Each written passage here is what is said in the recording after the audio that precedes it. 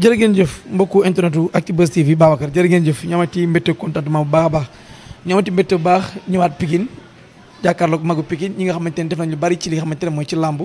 di ay ndaanaan gënoon xam grand Abdou Gningue ñu fas yéene waxtaan ak moom tuuti ci li nga xamante ne mooy ci làmb waxtaan ak moom tamit ci combat yi nga xamante ne am na fii ci diggante Ama Baldé Modou Lô barki dem moo Ndiaye Eumeu Sène ak ki nga xamante ne mooy Tapha Tine di wax wuri ba dem na koy wax ma dem gantaali bàkk war mbaam boo làmb saa bu xewee rek mu jiyee dañuy duggaat ci li nga xamante ne mooy secteur bi ñu xool ñi nga xamante ne làmb bàyyi na xel def nañ ci lu am solo ci li nga xamante ne mooy ci làmb dañuy bàyyi mu nuyu ak mbokk internet Actubuzz TV ñu woyee li nga xamante ne mooy waxtaan bi ñu ngi leen nuyu di siyaar. waaw maa ngi leen di fay di leen gërëm di leen remercier ngeen ñëw fekk ma fii suma kër ñëw di ma jël pour ma wax ci làmb plaisir lay doon ci man parce que làmb am na ay jéegu yu ma ci def yoo xam ne nii bi ma ci nekkee nekkoon naa ci waaye xam-xam baa ngi fi daal soo leen ma laajee ci làmb war naa see mën a wax waaw maa ngi leen di nuyu di leen fay. boobu ak léegi ba nga nekk ak ci làmb ak léegi am loo ci def mais gis nañ boobu léegi lan moo tax nangoo dem ci benn équipe yi pour di jàppale booy ci côté xam-xam wala ci côté expérience ci côté làmb. waaw loolu dinaa sawar tontu xam nga lu tax ma si tontu mooy ñun bi ñuy nekk Pikine fii ñaari écurie fi amoon muy écurie Bul Faale écurie Pikine te boobu ñun ñëpp ay doomu ndey lañ ñoo daan dajaloo di bëre géeju Caaroy dajaloo fa bu ngoo jotee ñu bëre ji ñaareel bi mooy kuy bëre ñun ñëpp ñu ànd ak yow yéene la ndam léegi nag boo xoolee Pikine kenn mënta wàññi écurie parce que dafa bari ay écurie ak école de lutte yi te nag soo dee mag ba sa njaboot màgg dafay am lu bari looy daw waaw parce que làmb léegi moo toll foofu tey da ngay seen fukki nit ñu nekk dajaloo am école de lutte wala ñu am écurie Pikine gépp bari te loolu amul woon Pikine bu njëkk ba écurie Bul Faale moo fi ne ak écurie Pikine dégg nga ñun ñëpp ñu daan dajaloo di bëre boobu waa kër Falaye Baldé sa écurie Pikine lañ ne waa kër Papa Diop écurie Pikine lañ ne ñëpp écurie Pikine lañ nekkoon ñu dajaloo ñun ñëpp ñun waa Bul Faale sax daanaka Pikine ñoo ñu yilifoon parce que ñoom ñoo doon suñ doon partenaire sportif ñoom lañ daan entraîné di bëreendoo ñoom bu ngoon jotee kon écurie bi benn la woon waaw loolu moo taxoon daal ba ñun ñëpp dañ daan yénati jàmm mais léegi nag écurie yi dafa bari école de lutte yi bari fukki mbër yoo gis ñu dajaloo am seen écurie waaw te nag boo dee mag da ngay maytu lu baree bari waaw ci noonu la ci li nga xamante ne mooy ci côté làmb yàlla suñu borom mel ci xam-xam nga nekk ci tamit am loo def ci li nga xamante ne mooy ci làmb boo xoolee écurie Bul Faale yàgg na indi ay ndaanaan ci làmb ku ci mel ne yéen depuis jamonoy Mohamed Ndao Tyson ak ñeneen nekkoon nañ ci écurie bi mais que ñu gis ku ci mel ne Eumeu Sène barki Demba Ndiaye muy bëri ak ki nga xamante ne mooy Tapha Tine mais par rapport Eumeu Sène noo ko gisee keroog ak combat bi ak ci yan pexe la waroon def ba génn ci làmb ji. waaw Eumeu Sène li mu bëree noonu rek la war a bëree gàcce ngalaama parce que moom bi mu ñëwee gis Tapha Tine xam na ne combat rapproché rek moo ko mën a may dara mu ñëw dëggal boppam mais nag Tapha Tine dafa déglu ay mbokkam li boo déggee man dafa déglu ay mbokkam mooy dafa bëre waale conseil parce que Tapha Tine bu bëriwul woon conseil amaana sax coup bi mu jël ba dem kaawo du ko jël su diriger woon combat bi du jël coup kaawo mais ñàkk a diriger combat boobu ku ay mbokkam wax parce que tey ji xam nañ ne Eumeu Sène da koy bëgg a xeexloo mu fayu mu juwal ak moom jël ko loolu la bëre waale si bopp bi ba moo tax combat bi lu muy métti métti yëpp kabada si la si wàcc rek di direeku amul fenn fu mu si jógee léegi nag te loolu ñu ko bëree loo dafa diis si moom parce que du habitude moo tax combat bi pour mu jël si coup day yomb parce que du mëninam parce que Tapha Tine mbër la moo xam ne day jóg déplacé wu cokkaas la gauche soo fayoo muy remise la droite wala boog mu cokkaas la gauche boo juwalee ak moom mu tëru la dugal laaj uppercut mais combat bi da ko wàcc kabadashi bi mu si wàcc bëre waale combat bi yëpp moom moo ko sonal si combat bi ba xeex bi day métti si moom parce que du lu mu mën loolu moo métti combat bi si moom mais vraiment bëre waale moom it gàcce ngalaama Tapha Tine parce que conseil rek moo ko may ndam si combat bi bu dul woon conseil su indi woon maninam si la combat bi di gën a neex si Eumeu Sène waaw su jógoon taxaw diriger combat bi bu diriger woon combat bi rek day neex si Eumeu Sène parce que Eumeu Sène da koy attaqué xeex bu fayoo mu juwal ak moom jël ko mais combat bi kabaret si rek la si wàcc waaw di jëm gauche di déglu Eumeu Sène loolu moo waral di ko Eumeu Sène di jël si da koy gis da koo gis moo tax dafa ràcc boof ko waaw Eumeu Sène ñu gis li nga xamante ne loolu tamit ci côté bëreem kaw ñu gis ak Tapha Tine di dayoo xeex qualité xeex bi ne ci moom Eumeu Sène touché ko c'est que ñu bari dañoo xamul ne Eumeu Sène dafa naqaree xeexal parce que Eumeu Sène bagaaru mbedd lay bagaar te bagaaru mbedd moom nit ki su mën na doon champion du monde boxe sax nga duma ko si bagaaru mbedd Eumeu Sène doo xam fu ay kuum di jógee Eumeu Sène da ngay jékki-jékki mu miime la crochet gauche indi droite wala mu mépp la nga defen day indi gauche mu indi droite bagaaru mbedd boobu muy def moo tax Eumeu Sène dafay naqaree dékku mën na duma sportif mën na duma boxeur parce que bagaar bi mu yor la te nag Eumeu Sène mënul xeex mais gaynde la si xeex de bu xasee dëggal boppam da lay dóor mbaa nga dóor ko rek mooy waral combat bi bari day metti si moom mën na la toucher mbaa nga toucher ko waaw ci ginnaaw loolu que ñu bari que ne jamono ji Pikine àndatuñu Pikine dafa tas ndax lan ci combat Ama Baldé Modou Lo ñu ne diggante Ama Baldé ak waa Pikine jamono ji lamb gis nañ jamono ji waa Pikine magu Pikine yi waxuñu boobu ak léegi ñu ngi toog te gis nañ ci combat Eumeu Sène bi côté ci magu Pikine xaw na cee wéet Ama Baldé contre Modou Lo tamit gis nañ ci côté magu Pikine mu xaw cee wéet yi en tant que Pikine waa lan ngeen wax ci loolu. waaw man de li ma si wax mooy déglu naa frère Ama Baldé mon ami Jules Baldé mu wax loolu mu wax ne dama koy dëggal gis nga Pikine mosuñ fee nekk di ay réunion naan ay mag ak ay xale gis nga mbër yi tolloo jamono xam ne ñoom la yàlla teg ñu nekk Pikine ñoom ñoo war a bañ a bàyyi kenn dugg seen diggante gis nga tey Ama Baldé Boy Niang mënu koo xañ ay millions Ama Baldé mënu koo xañ ay millions ñoom ñëpp lay représenté drapeau Pikine kon nag tey jii fan si club yeeg bras droit yi ne seen diggante bi di wax ak yooyu la ku nekk di indi nopp déetu dégguma gis nga tey jii loolu bu ñu ko defoon rek mu neex adduna du neex ba Boy Niang bëreeg Ama Baldé ñoom ñaar ñoo bokk li ñuy défendre kon nag loolu ñuy défendre noonu tey jii bu dëkk wàllu siyaan yi rek nga xam ne ni ñëw fii fan fi mbër rek ñoo fi commencé indi loolu naan ay diw moo jaay diw ak yooyu loolu amu fi Ama def na li mu war a def si combat bi yàlla dikk mu am defet na jël teg si kanamam ñi mu daan jël di daan yàlla di ko jox ndam li ñooñu mu daan xaj nan la daan demee dégg nga làmb moo mel noonu làmb da ngay uti rek li ñu naan saako loxo booy dugal saako rek la mën ngaa làmb daj mën ngaa làmb bañ a daj dégg nga mais nag sportif dëggantaan njaay bal nga koo xam mu doon perdant Ama sportif la parce que bi man nit su perdee rek wane ngëm yàlla gu mat sëkk rek damay xam ne sportif nga waaw parce que man am naa suma benn combat boo xam ne dama bëree daanu sama combat ak Tafa Gueye numéro 2 ñu jékki-jékki di ñibbisi rek ma jékki-jékki di reetaan si oto bi ñi ma àndal ñëpp di reetaan affaire bi jaaxal leen man leen man lan la firi leen dama daan uti ndam am tey su ma am ñàkkee damay sant yàlla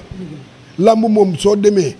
ba yàlla arbitre soufflé yàlla jox la ndam mbaa defet rek santal yàlla parce que mën nga ko entraîner blessé ñu aj combat bi wala mën nga ko entraîner am si fracture mais soo demee ba yàlla di la dimbale ba heure làmb ja ba arbitre soufflé ba nga bëre ko lu la yàlla jox rek da nga ko war a sant yàlla xam ne lii la yàlla dogal ci bis bii tey combattant nag tant que xamul ne ñàkk dafa war a am si làmb rek doonatul combattant waaw li nga wax am na solo lool mais Ama Baldé contre Modou Lo keroog bis bi ak dayo bi nu mu toll ñu gis Ama Baldé sëva bisu làmb ji gis nañ démb CNG woo Ama Baldé ak Modou Lo sargal Ama Baldé maanaam jox ko trophée ci li nga xamante ne mooy nu mu sëvee bis bi ak esprit sportif bi mu indi keroog. waaw mooy li ma la wax léegi rek nee naa la man Ama bi mu ñàkkee la xam ne combattant la parce que combattant pay mbooloo topp sa ginnaaw tey ji stade ba noonu mu toll noonu tey bu ñàkkoon pare ñànki rek coow mën naa am si làmb ja mu indi beneen jëya foofu mais tey jii tey supporters yi koy supporter ñu gis na moom moo njëkk a félicité Modou Lo dem accolade ko longu ko loolu rek day tax ko tey supporters am yi àndoon ak moom daal di wàcc giif moo tax ma ne combattant moom saa bu ñàkkee rek wane ngor rek kooku vrai combattant la waaw. mais yan heure la bëri ci combat bi moom Ama. non Ama c'est que soo dee bëreeg mbër moo xam ne nii day bagaar Ama combat bi dafa arbitre dafa ko mu amaloo ko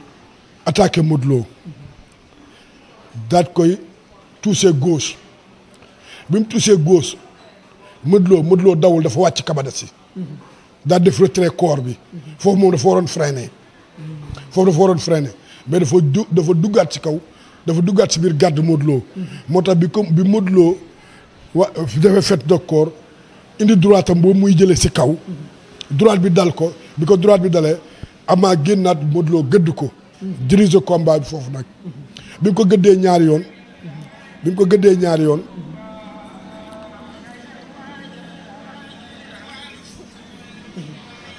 ñaari yoon léegi Ama retrait waat xam ne Modou Lo mi ngi si biir gàddam mu tëgg ko mboot mais bi mu ko tëggee mboot dafa jàppul ñàkk jàpp boobu moo tax Modou Lo mënta dem mais bu fekkoon tey Modou Lo dafa ngemb loxoom Ama dugal na si loxoom su ko tëggee mboot Modou Lo day ñëw mais dafa jàppul parce que nag foofu mboot rek moo fu mën a ne parce que boobu Ama Baldé Modou Lo mi ngi si biir gàddam léegi su ko tëggul mboot Modou Lo da koy daajal 16 léegi daaj 16 boobu la doon bañ moo tax bi mu séenee Modou Lo rek si biir tànkam rek mu tëgg ko mboot mais heureusement jàppul mbootu poxutaan rek la ko dóor ñu daal daw séddoo jël bi biñ séddoo jël bi fekk Ama moo ëpp poids jiitu bi mu jiitoo Modou Lo soog a jóg waaw Modou Lo fa jóg Modou Lo bi mu jógee loolu moom chance la si làmb rek tëgg nit mboot mi rocceeku loolu noonu du jël la boo xam ne ni si làmb la bokk mais vraiment def na li mu war a def yëpp entraîné na li mu war a entraîné ànd nag ay mbokkam def na si fulla ak jomam yàlla dikk ak defet man noonu laa ko gisee seen i jamono yéen Pikine boobu làmb gënoon na neex nii mais boobu yéen ñëpp mbëru Pikine yéen a bokkoon ndey ak baay boo xoolee yéen ak ñoom Zil Balde yéen doon dem làmb mbapat toj dem ci arène bi bëri daan mais boobu coow musul am seen biir non déggoo li ma la wax Zil Balde man ak moom suñ bëree géej lañ bëree ma suñoo bëree mbapat Njaga Jóob su ma bëree moom géej laa bëree moom ma su ma bëree moom mbapat Pouy 2 mënoon a bëree trop nekkoon équipe Pikine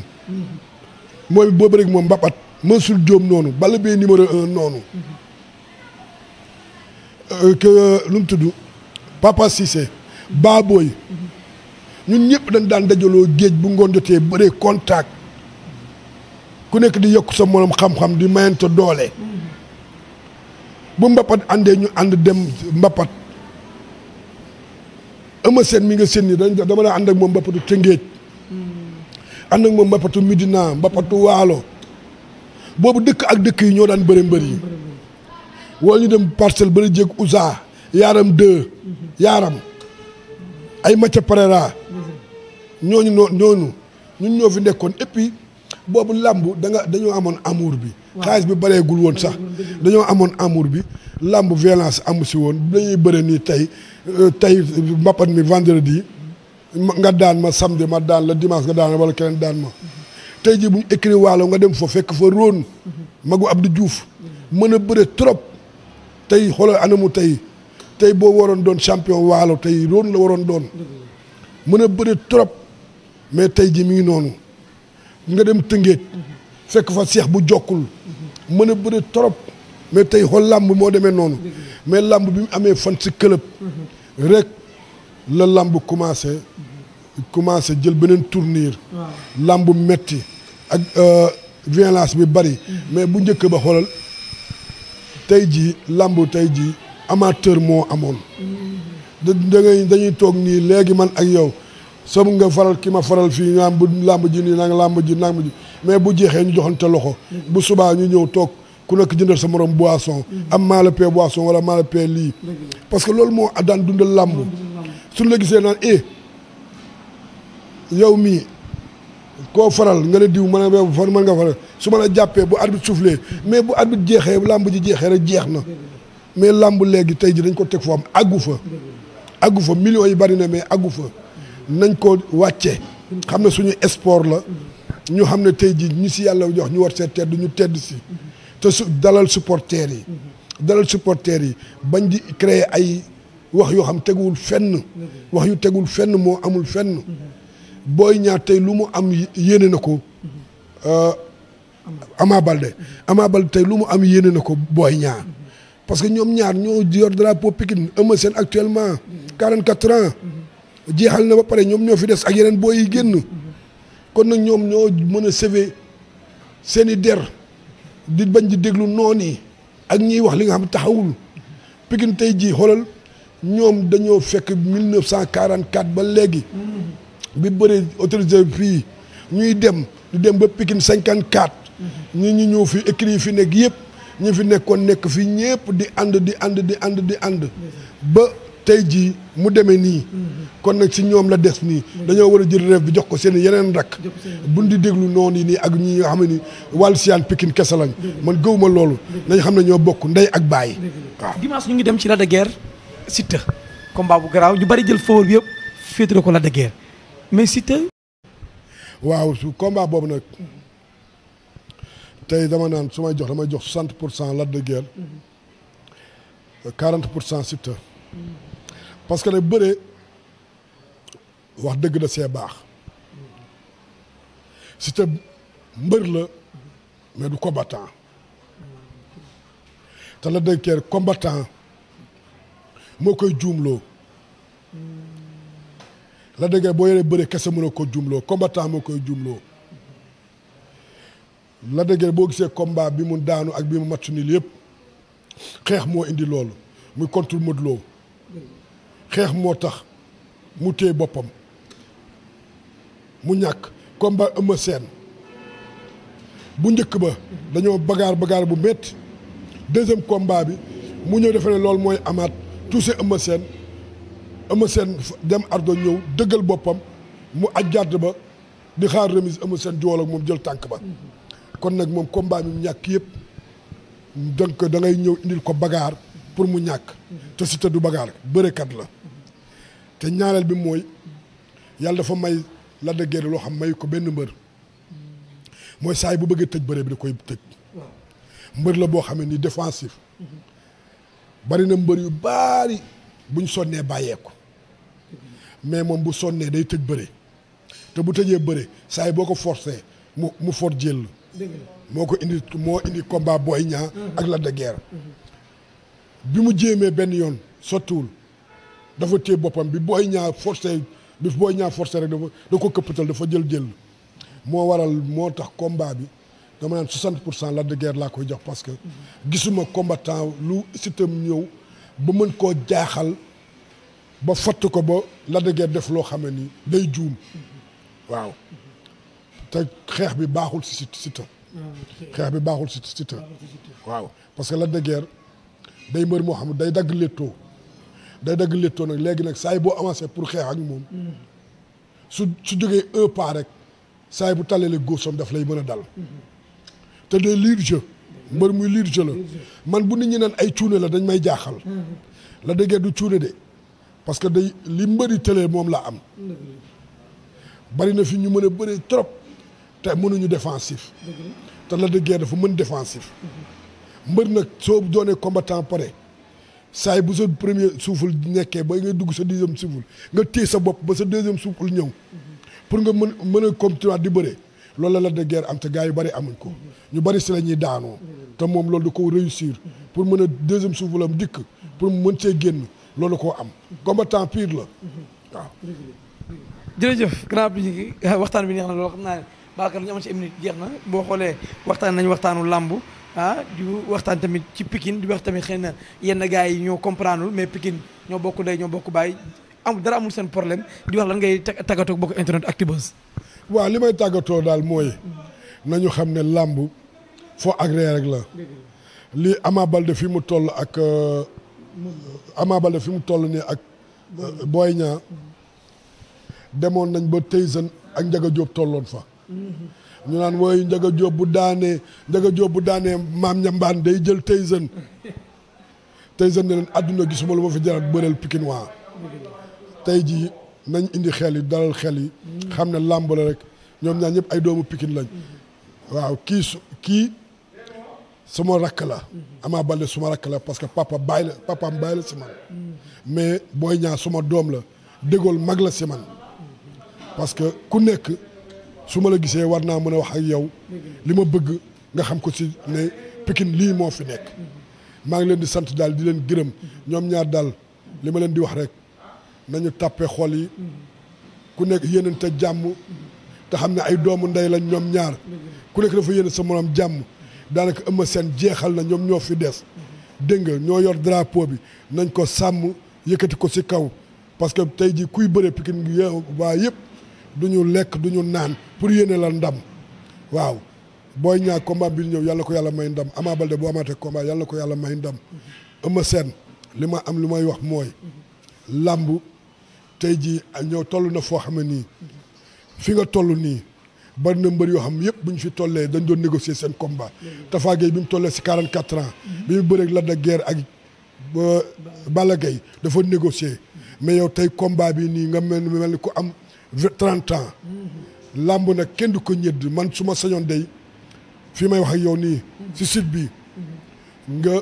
année prochaine nga lijjant si ñaari combat muy Sa Thiès ak Reug Reug te arrêté sa carrière nit nag kenn du ne ko arrêté carrière